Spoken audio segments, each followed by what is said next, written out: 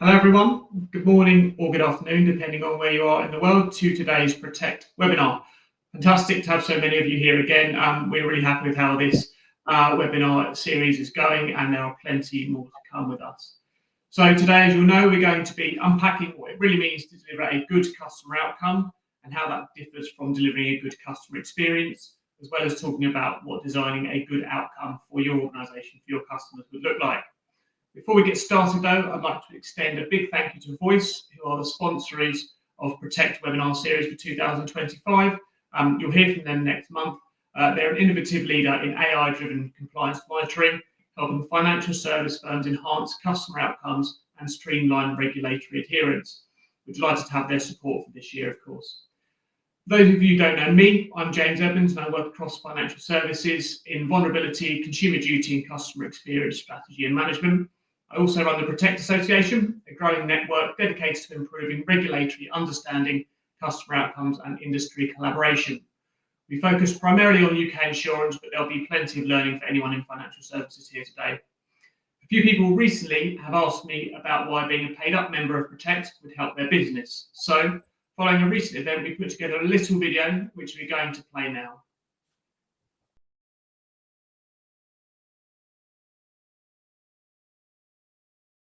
We broaden our horizons, so we're entering into insurance brokerage. We do commissions, we do authorisations, and we do ongoing support for compliance. So for us to broaden into the insurance market helps businesses be more compliant. We work very closely with the regulator.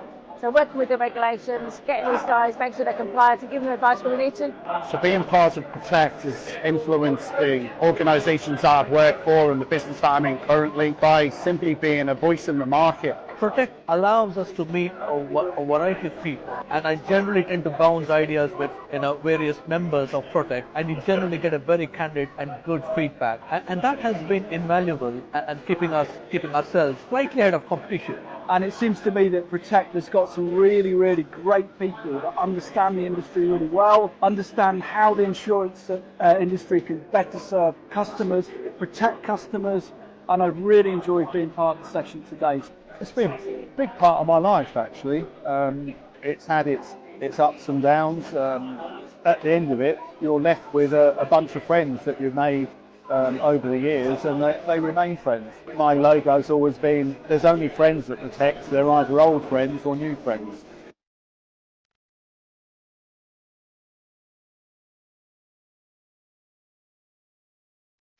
Excellent. So I would like to welcome our speakers to the call today. So they are Christopher Brooks, the Managing Director of Lexton, and Jess Truman, who is Head of Business Development at Smart Money People.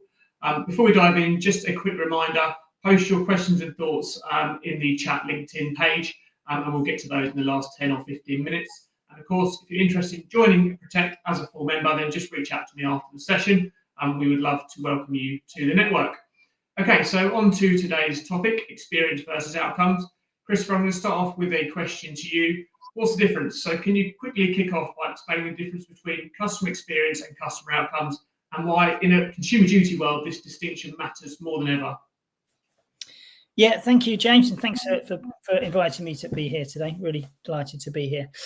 So yeah, I mean, this is something that you and I have spoken about a lot, and obviously working outside of financial services as well as working inside of financial services, we work with a lot of organizations who focus on customer experience, and the expression customer outcome doesn't necessarily come up. When you come into financial services, the two almost become kind of twins, whereas the reality is that they're probably kind of cousins. And the way that I very easily kind of describe it is the outcome is making sure that the products and the service that the customer has selected through whatever means they've chosen is suitable for them and fit for purpose. And everything that's happened to get there has been the case. Whereas the experience, actually, you can take a step back and the experience can happen in many, many different parts of the interaction with the customer that do not touch the outcome. We'll come on to that later. The outcome very much allows us to create a standard by which we should deliver to adhere to what's appropriate for customers.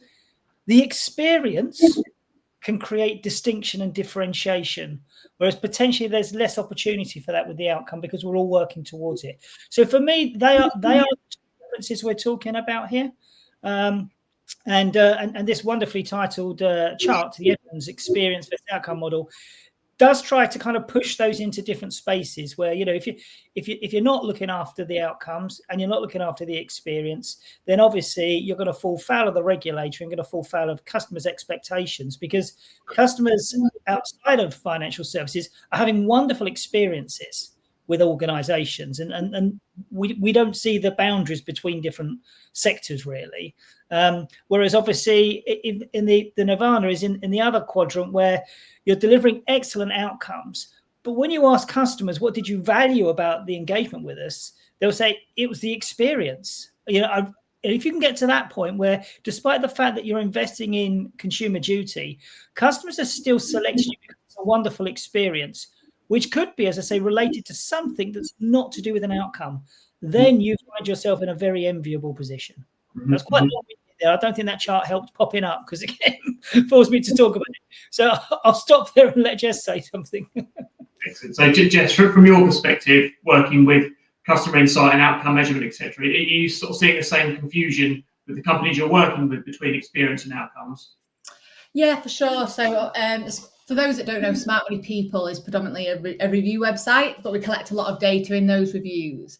But often that experience, that sort of outcome is measured at a period in time, which I think, especially for the insurance sector, you know, it might be that somebody's just set up a policy and then they've been asked to leave a review. But what we don't then see, so that would then be able to show that there's a positive outcome. So we ask those customers, did you feel like it was easy to use? Did you understand the terms and conditions? Is the product suitable? And if the customer says yes to that, that's all fantastic stuff. However, what we don't then assess is what happens to that experience as they move forward. And I think, you know, customer experience isn't just around, and again, we'll talk about this a little bit later, NPS and 5-star ratings, because that glowing review might just be showing that short-term satisfaction with an interaction as opposed to what the full customer experience is. Sure, absolutely. So we're just going to move on a little bit to talk about customer experience transformation, and ultimately when companies are going through a large period of change, how they can align the experience and the outcomes. Just acknowledge that both exist and understand exactly how to get through that barrier. Christopher, what should firms be thinking about when they're working on a customer experience program or transformation in regards to how they approach delivering better outcomes for their customers? Yeah, well, I think this will be the test when we're going through, you know, if you're going through a systems migration, a SAP migration or something like this, trying to keep the customer in the conversation a primary focus is really difficult. Bring in the complexity. I know we're trying to simplify things, but bring in the complexity of another ingredient, regardless of how simple consumer duty is to get your head around, to bring that in as well. And then remember that the customer hasn't bought into your organization for your consumer duty commitment. There were a series of behavior drivers that they responded to well. They chose you for these other reasons. So these ingredients must all be in the mix. And I think it's really important.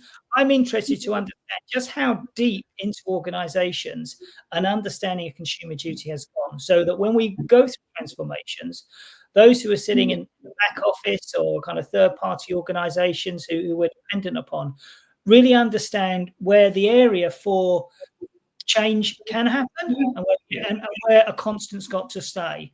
And it's difficult. So you're going to need to have your customer representative in there, but a part of that representation is thinking about the outcomes, but a part of it must be about the improved experience we can deliver.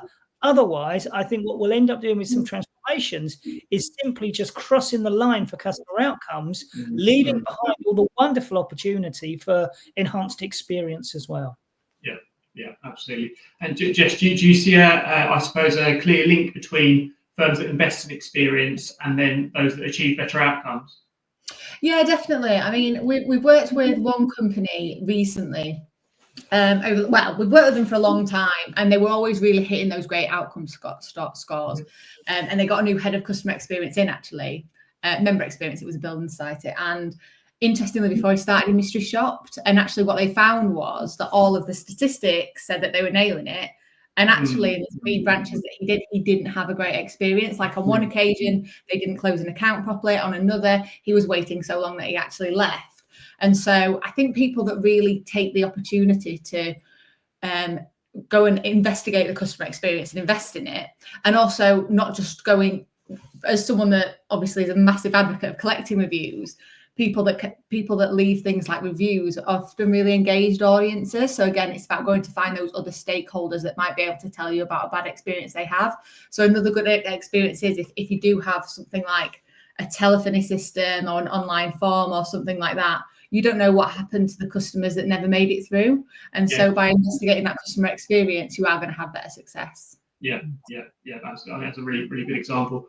We're going to move on to good outcomes now. So I think the 3 of us on this call would probably agree that the framework set out by the FCA around consumer duty is pretty good. What it sets out to achieve and what it does actually make companies do in the way that they think about the journeys that they're delivering, I think is very good in that it takes it from being a responsibility of the service centre, which I think it might have been traditionally, to something that the whole organisation is responsible for from end to end as far as the customer is concerned. So that's great. One thing I think has remained quite nebulous is good outcomes. So how do different organisations understand what a good outcome is for them and whether they are delivering it? Because they are going to be different depending on the organisation, the products and service, the target market, and many other things. So, Jess, how in your work do you understand or help firms to understand what a good outcome might look like for their organisation? And then I suppose as a follow-on, how would you recommend that they actually go and measure it afterwards? So I suppose for the way we see it is a good outcome is when that customer's needs are actually met, when their sort of well-being and their product comprehension, and that they feel really decision about their decision making moving forward. So as part of our group, we don't just have the review website. We also have a business called Be Clever With Your Cash, which gives you things like the best deal, and then our business is designed to show what it's like to live with. So in terms of measuring those, like I say, we do a lot in terms of with our customer reviews. So that's not just around NPS 5-star score. It's around, what drives in the, what things actually drive the customer to enjoy it. But we also encourage people to do is engage people like their broker networks, their other stakeholders, their complaints customers, really digging down into things like customers with vulnerability so that they can track across all of the different customer bases. Because again, as I mentioned earlier, I think one thing that we do worry about in terms of measurement is, are you only measuring the people that have had those good outcomes? And then it's around that follow-up as well. So if somebody has been unsatisfied, maybe there's been a complaint or something else, it's about going back in and seeing if you can repair that and learn as an experience. Sure. Yeah, absolutely. Just a reminder to people as we go through, just remember to add in any questions into the LinkedIn page in the chat as well. Christopher, going back a little bit to what Jess was just talking about there. So are you in the customer experience work you're doing, seeing outcome metrics being built into experience strategies yet, or is there still a disconnect, do you think? No, I think there is. I think you have got an over-reliance on some of the conventional metrics. And I was speaking the other day on another webinar about this particular point about how you measure culture change, for instance. And you might find an organization telling you can quantify it, but actually it's not so clean. What you find are wonderful, and how culture works is hundreds of small examples of it starting to come up that weren't there before in whatever shape or form that is, and you can't kind of predict what they are. And the way a culture grows is it's kind of organic, so therefore you want your people to be demonstrating it. Now, how do you capture that? But that will give you a really good indication that we used to make this decision and now we're making a different decision.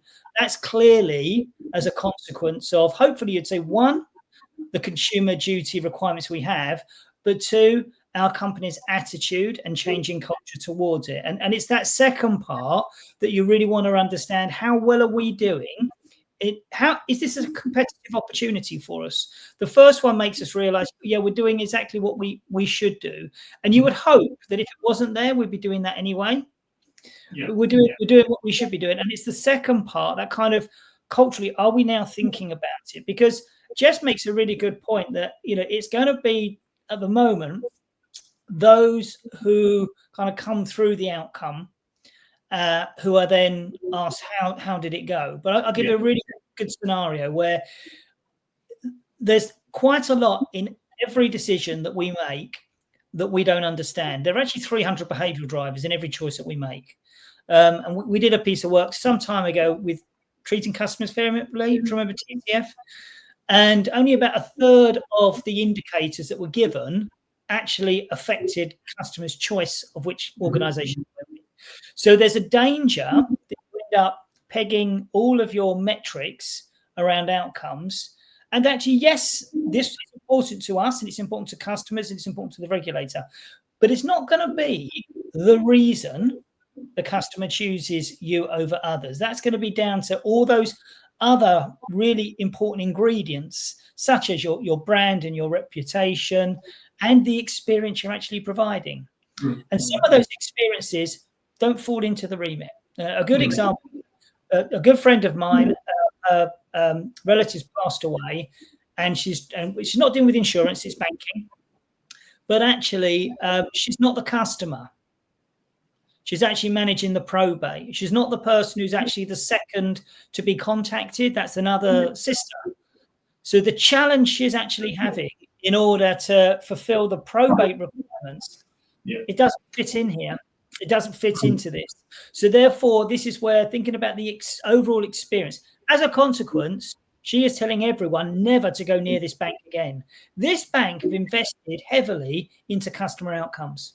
So there is a different space we have to be aware of that, and that's where I think measuring purely against those, those outcomes will miss the opportunity. She actually will never appear on a survey. She will never be mystery shopped because she's not the customer.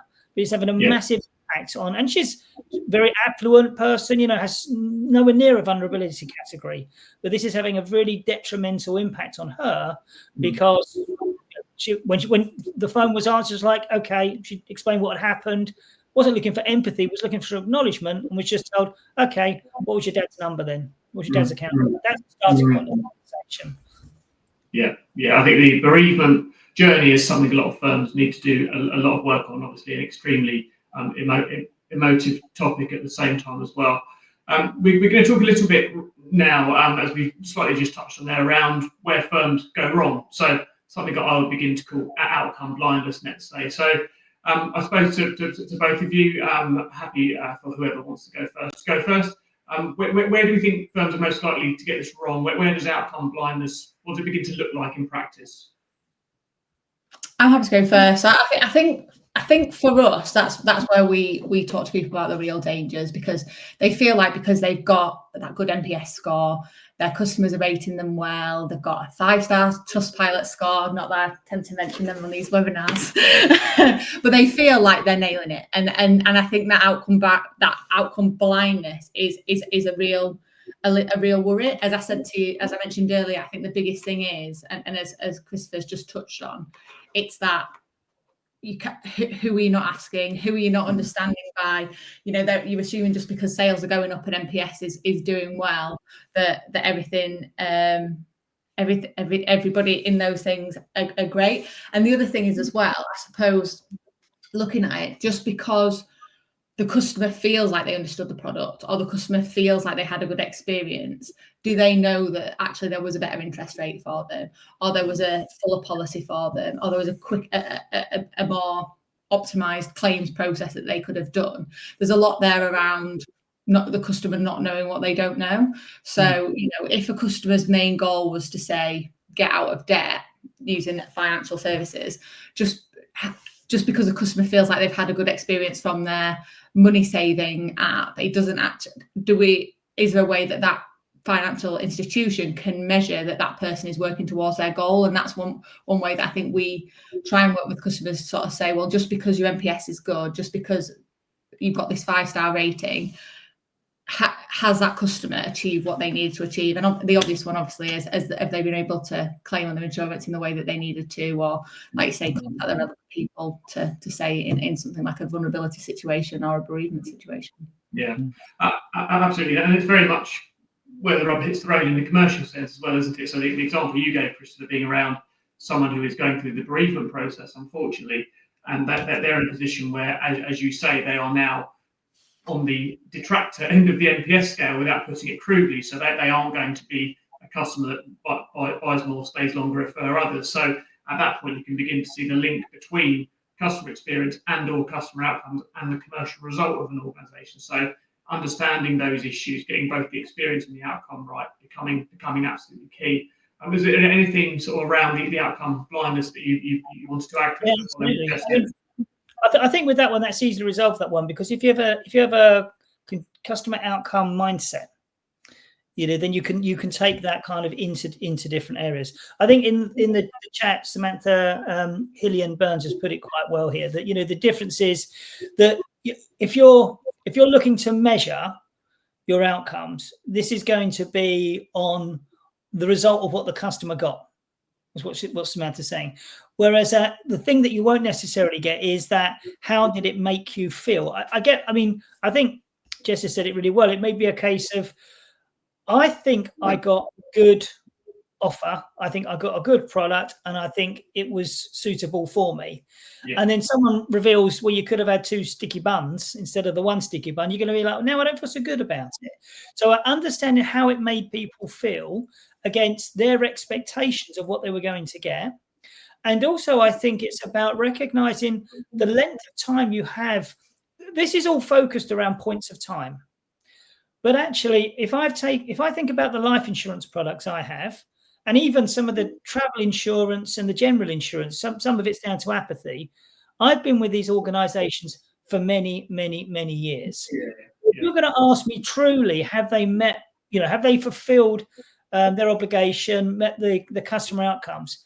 It's at the end of that relationship you're going to get a true sense of how good the entire relationship was, because it's only then that I can assess all the component parts that went into it. And if I am asked, after 30 days or after 1 year for a renewal, then actually, it's one piece of the pie has been completed. But it's to kind of recognize, and we can do this now. I mean, obviously, everyone's got the capability with AI, and we have to predict this from an underwriting perspective, just how long groups or cohorts are going to be with us for. So perhaps we should think about measuring how satisfied they are with our delivery against the outcomes over that time paradigm, rather than just kind of, making it transactionally focused. Short-term KPIs do make us very transactionally focused. And I think that's where the blindness will be, in terms of how did it really make you feel, and over the duration of the relationship you had, not just the kind of contracted period of the insurance. Yeah. Excellent, good stuff. Thank you, Christopher. So one thing we very much like to do on these webinars is to deliver practical solutions that people can take away today and begin to make a change within their organisation. So I suppose going 360, bring everything back together, how do we begin to make customer experience and outcomes work together? So if I were to ask each of you, again, happy, or depending on who wants to go first, what's the one thing you think, and have to be different things, what's the one thing you think a firm could do differently today to begin to better align experience and outcomes? I'm happy to have a go first of all. So I would recommend customer principles. So customer principles, sometimes called customer standards. These are what matter most to your customers, the reason they choose you, and not to betray them, to understand what it is about your organization versus other organizations that they value more, and bake those in. They should be, if Consumer Duty gets you into the nightclub, these are your VIP lounge. Okay, so make sure that you really hang on to these, and take them, be as bullish with those as you are with Consumer Duty. Say, okay, this is what we should be delivering against, absolutely, but this is what really matters most to our customer. If we're truly customer centric, we will not compromise on these, and there may be some friction along the way, but that is okay. If we work with a bank, and one of their principles was, we forgive small mistakes, because their customers didn't mean to, but they'd make small mistakes, and rather kind of like punish them because they were the wrong side of the line, they'd accept that was okay. And, we won't charge you for that because I can understand why that's happened, or we'll give you another 30 days. They kind of bent their policies in order to recognize this is what really mattered to their customers. So I think those customer principles at the core, because that's genuinely what matters most to your customers. And what you will find if you develop them well, which is using kind of behavioral drivers, their DNA, because no other organization will have the same 3 or 4, and there's not that many of them, 3 or 4. So you actually find your differentiation in through customer experience. Everyone delivers brilliant outcomes, but you can actually get distinction and differentiation through customer experience. I like the principle of not punishing small mistakes. You would certainly begin to see how that could work for the internal culture of the organisation as well. It's brilliant. Yeah, it would be a really healthy place to be, wouldn't it? This one particular one, I remember it led to internally they kind of they made a point you shouldn't be late for a meeting. But actually what they realized is quite often people are late for meetings for really good reasons, and they couldn't stand on stage and say to customers, we forgive small mistakes, if internally didn't do the same. So you've got to be able to. I spoke about this on another webinar about employee outcomes, because you can't have a situation where you tell your employees, this is how we must behave when we're on stage, and then when you get off stage, be completely different. We can't do that as humans. It's uncomfortable to do that. The best organizations in the world are the ones whose employee experience seamlessly drifts into customer experience. Sure, absolutely. And also principles that can mirror internally what the employee experience should look like versus the customer experience. And that's how you sort of truly begin to live your values within the organization. You're authentic then. You're not asking people to put a jacket on and wear the badge every day. They're coming because it's a purpose. Absolutely. Yeah. You wouldn't do a favour for a friend you didn't like, would you? Okay, and Jess, over to you as well. So again, what one thing, or you can even have more than one, could firms be doing today to begin to better align outcomes and experience?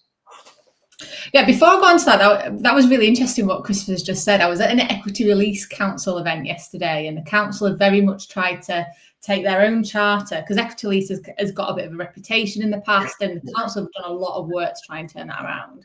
And it was really interesting. They've tried to do exactly that in that industry, which is narrow it down to some really key principles that the whole industry must stick to and believe in. And it was really well sort of received in the room between both brokers and lenders. So maybe took on that. I'll have to let Kelly, who did that part of the presentation, know about that. But yeah, my one, I'm going to go from it from a review sort of standpoint, which is, the positive review shouldn't be the end goal, and that to achieve better alignment, I think firms just need to shift from just collecting reviews to really analysing that data for the insights on customer goals and long-term outlets, and then sort of tracking if those positive reviews are measuring against customer experiences, as well as the sort of financial outcomes and the understanding. A great example would be if you've got a product, like I say, the easy one is to get people out of debt. Measure your NPS to how many people are getting out of debt. I know this is an insurance one, but that's just a really easy way to do it. If your outcome is to look after people who are going through, I don't know, they've had the house build and they want to do it, measure your NPS against the people that have actually had a successful outcome. Yeah. That's the way it would be my thing to do.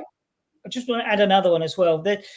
I think 90% of organizations, this is an Accenture stat, 90% of organizations collect feedback on their customers. Incredibly, and I think financial services is higher because of regulation, but 10% of them use it. But only 5% of those organizations go back to customers and make them aware of the changes that are made. Now, there will be an obligation to report back changes that had to be made to align to the customer outcomes. However, there will be some amazing changes that just spark on the back of this that are made that don't really fit into consumer duty or the customer outcomes, but are enhancements to the experience. So I would recommend organizations scoop those up and take them out to their customers to say, we're continually making improvements on your behalf. Here's a series of things that we've done recently, because what it demonstrates to the customer is, one, you listen when I talk to you, which is not, many organizations don't. And secondly, you act upon it. So guess what? Next time you ask me for some feedback, what am I going to do? I'm going to give you more. So make sure you share. And it might feel uncomfortable. We work with organizations who had to go through this, going back and saying, we've never able to make this change is equally important to customers, because they then they see the transparency of, we weren't able to change this because, and you might say, we've got a legacy system that's 3 years old, but in 3 years' time, we'll be addressing this. People appreciate that.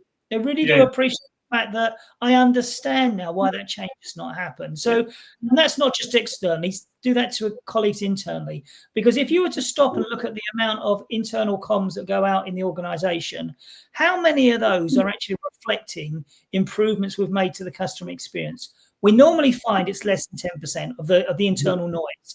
If you want customer centricity and customer experience to become a valuable business asset, raise that up, make that an important aspect of what you communicate to everyone as well.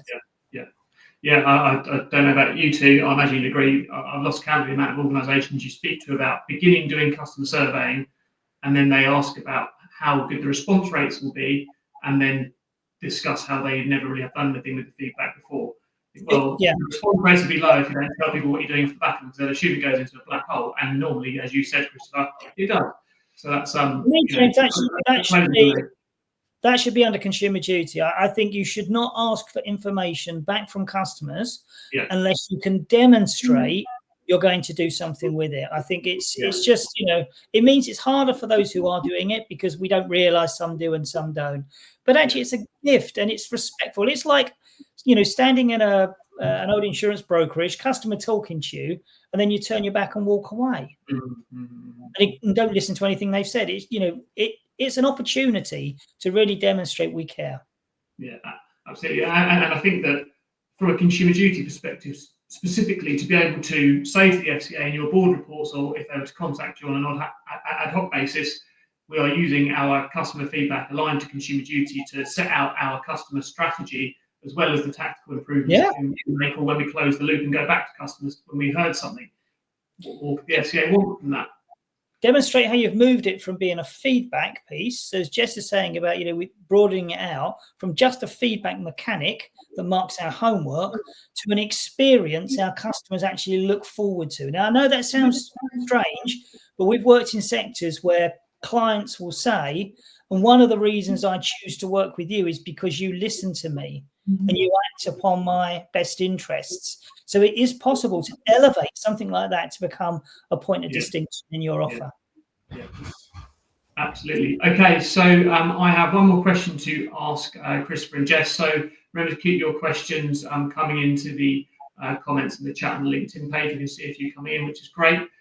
So a difficult question potentially, but at a macro level, what does good look like, do we think, in 2025 for this? So Christopher, for example, you said around observing decisions being made in the interests of the customer internally. Would that have happened a year ago, for example? Has the culture developed on that front? Are you delivering better outcomes? So is there anything from an extremely high level that you think good looks like now? Yeah, well, I think good looks like it's the ripple effect of dropping the stone in. So there are the points which I'd imagine everyone on this webinar could look at in their organization and say, this is where I think consumer duty really must focus. Yeah. I think good looks like the ring around that's starting to happen, where actually we're starting to permeate into other areas and going beyond the obligated and saying, actually, that logic would apply here. We should have a look at this, because I think if we can continue to do that, eventually the ripples are going everywhere, and the organization, whether it is the fleet manager or the underwriting manager or the risk manager or the head of sales, everyone is aligned. And then when you were to say to make any change in the business, the first thing they would all say back is, how does that impact the customer? That is I think, the goal we're trying to work towards. If that's a natural first thought, that will be a great go. And I think some of the organizations should see the changes they're making. It is now in spaces that weren't perhaps in the script when we started out here, and that's definitely the right direction. Yeah, absolutely. And Jess, anything from you? Yeah, I mean, obviously, I agree everything said there. I think that one thing that consumer duty has definitely done is it's created conversations within companies. And I think some of the companies that are doing it really well, so the people that are collecting data, analysing it on a monthly basis, taking it to their board, collecting from different stakeholders, I think they are starting to see what customers are actually saying, starting to listen, and good looks like the people that are doing it. I think from what we can see internally, we can certainly see a difference between the people that are collecting feedback for marketing purposes, ticking the boxes, reporting every single 1-star review because they don't want it on the website. They'll tell us that person's not even a customer, even though they clearly are, to the people that are really listening. So for me, good looks like people that are listening and changing. And they'll be the ones, we're moving into an automated world, AI, everything else. And I think that real customer experience is going to be what makes people survive, to be honest. Yeah. And just to add to that, in that boardroom, I think if I'm walking in there as head of customer experience or any other role in that sort of area that's affected by consumer duty, I want to walk in, and what I don't want to hear is, are we doing enough? What I want to do is walk in there and hear, what more could we do? And I think that, if you that's almost like a crossroads for me. If you get that response, what more could we do? You can go back confident with your colleagues and say, let's keep going. We're going down the right path now. Yeah. But if you do that, are we doing enough? Then I think you need to take a step back and realize, right, we're just addressing this because we have to, rather than we see the commercial and the sustainable value for our business to do this. Yeah. Excellent. Okay, thank you both. Some extremely useful stuff there, I think. So we're going to go into the Q&A. So as I say, if you can begin to drop your questions and comments into there, and we'll begin to respond to them. Just a quick mention, so Protect Association has a LinkedIn group as well, which anyone can join. So if you have any questions or comments post this webinar that you think about, or if you're looking at it, or if you're watching the recorded version, then of course you can go in there and begin to start the conversation there. So we're going to begin to take some questions and look at the comments as well. So we've got more comments than questions, I'd say, so far, but we've already run through the second one from Samantha. Samantha, so I think they're probably pushing against an open door when it comes to your views of today's webinar. But yes, definitely agree with the way in which you are differentiating between experience being around customer feeling during interaction and outcomes being on what the customer actually gets as a result. So it obviously is great to see people looking at things in the same way that we do. Darren, that's a crying, laughing emoji. I imagine you're agreeing with outcome blindness there. I certainly hope you are, rather than disagreeing. And Sam, a comment saying love customer principles, and Darren agreeing with what you're saying there, Christopher. So another comment from Sam. I'll bring you both in to respond slightly on this. So Samantha says. Samantha Hillian Burns says, sounds like companies need to add their VOC, voice of the customer initiatives, by creating a voice of the company initiative where they share with customers what they have done with their customer feedback. So we've spoken about that, but there never seems to be a formal program around that, let's say. It's something that either happens or doesn't happen. They're never quite as formal as a voice of the customer program, let's say.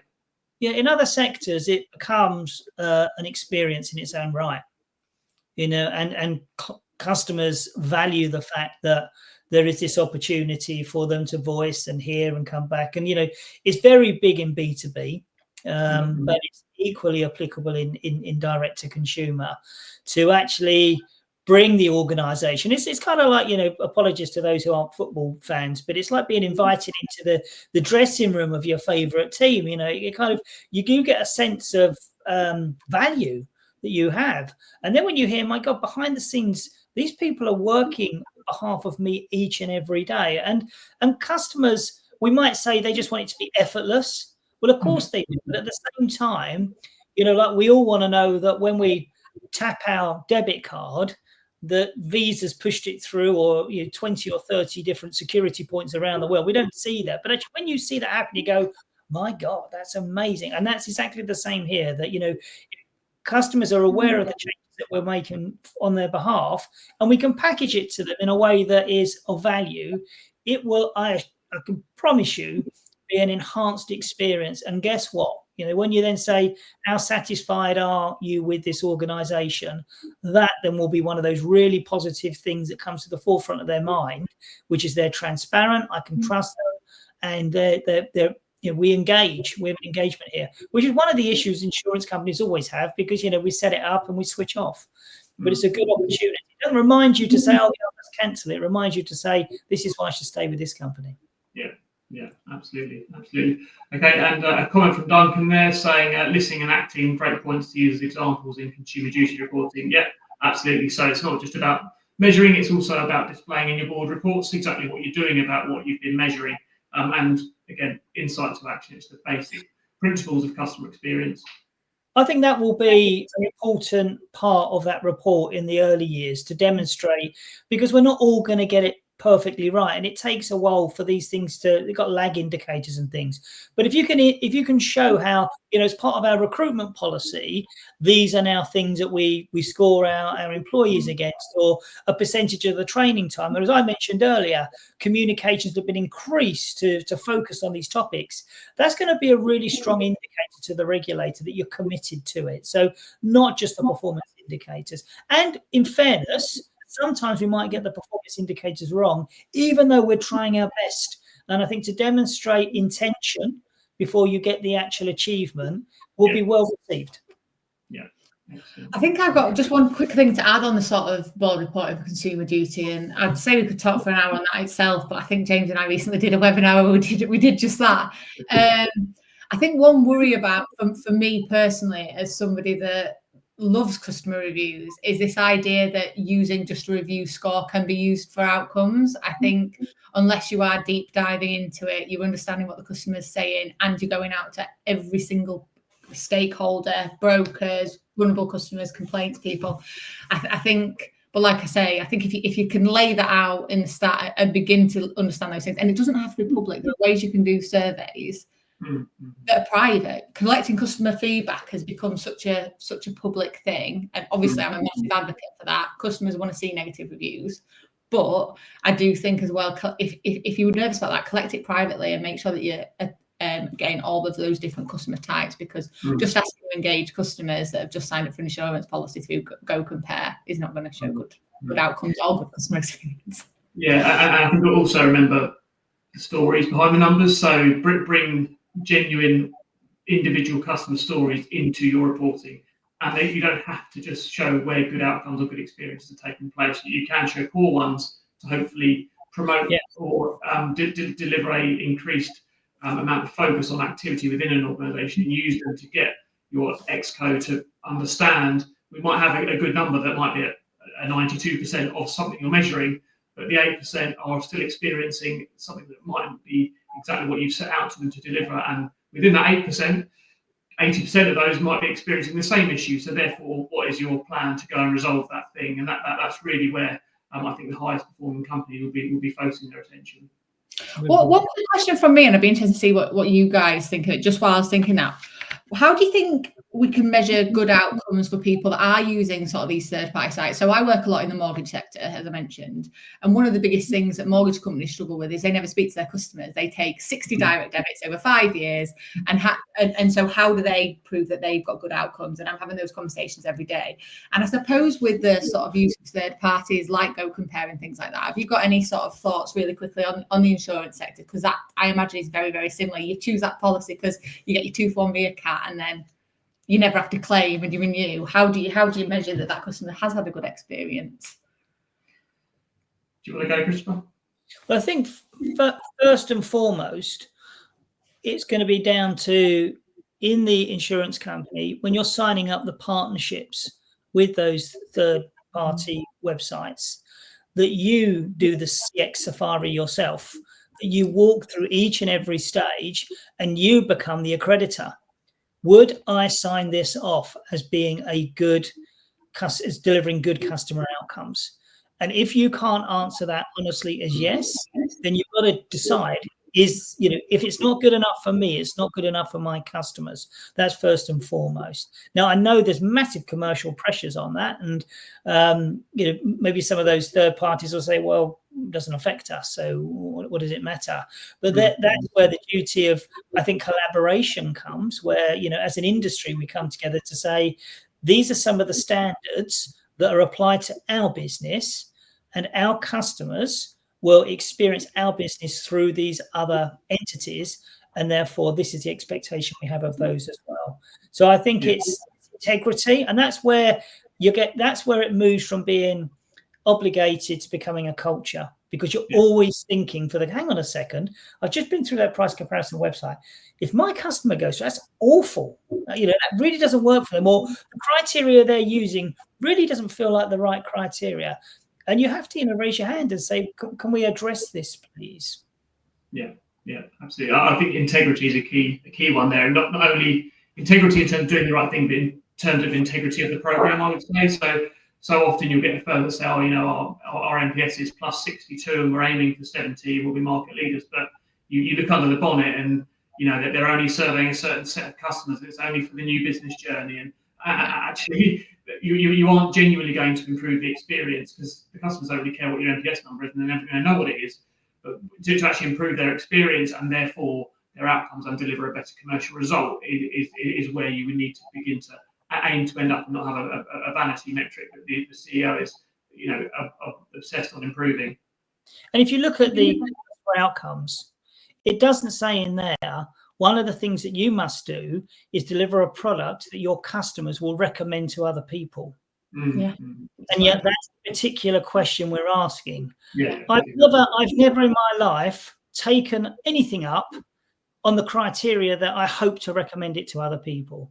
And yet that's the very question we ask in terms of, was this successful? So, got to be careful about what we ask there as well. Yeah, absolutely. Okay, so we've got a comment from Holden Ewens. I know I'm biased, but I really think that using a platform like Voice, and we haven't put this in here deliberately to talk about our sponsors, is one of the easiest ways to eliminate to eliminate outcome blindness and improve the experience. Yeah, I couldn't agree more. I think speaking broadly about voice and customer programs, running them externally through an outsourced provider is probably the best way to ensure that you have that integrity that we spoke about, and also reduce the amount of internal resource that is used to execute something which sometimes isn't necessarily executed in the right way. A comment / question from Samantha Hill and Burns here. So perhaps Jess and Christopher could comment on the following: the fact that it can happen that customers don't get the answer they want, thus, as much as the company strives to align the two, they also need to recognise that they are at times at odds with each other.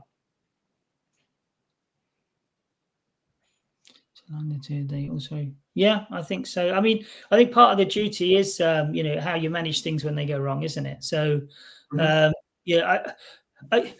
know in the past, I've worked with organisations who have said, we're going to invest in brilliant recovery. We're not going to worry about providing a good experience. I don't think we don't have the luxury of doing that, even though from a customer experience strategy perspective, you can choose to be reactive, active, or proactive.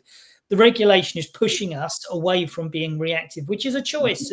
Some industries thrive on being in that particular space. But yes, I think this is one of those areas which isn't a blind spot. It's very much an open, but you've got to manage it very, very sensitively. Absolutely. Cool. Excellent. Okay. So unless there are any other questions or comments coming through, which I don't think there are, I think that brings us to the end of today's session. So a huge thank you to Jess and Chris for sharing their insights and expertise. Genuinely really enjoyed that conversation. Fascinating stuff. A couple of quick things before we close. If you're not a member of the Protect Association LinkedIn group, you can request to join. Very easy to do and easy to find. And if you'd like to speak about joining the Protect Association as a full member, then get in touch with me. We had a brilliant event in London recently with a hell of a lot of high-level individuals in the insurance industry, and it would be good to have as many people join as possible. So please ensure that you consider both of those things, and we'll keep you updated on future sessions and continue today's discussion. So thanks again, and see you next time. Thanks, James. Thanks, Jess. Thank you.